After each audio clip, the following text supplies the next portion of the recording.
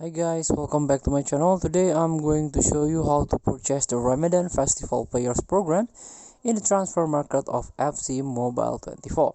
Before we start, I made this video for beginner new into this game, still confused how you can change the event, how you can complete the quest, so you can get ton of reward from this game. Let's get started.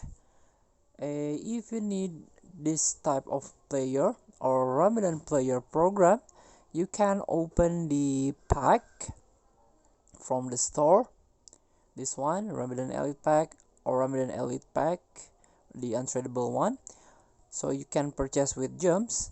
But if you have no gems but you wanna use a coin instead, you can buy from the market. You can tap this market. If you still a low level, you cannot buy, or the transfer market will not open or still disabled. Please level up your account or your profile. So let's go to the search. You can tap this program and this one, the Ramadan event program or Ramadan festival program. Save and search. So this is the list of all the players from Ramadan festival program. I give it for example the Rudiger, the most expensive player with 90 OVR, center back. He's part of Ramadan live player. Let's get back.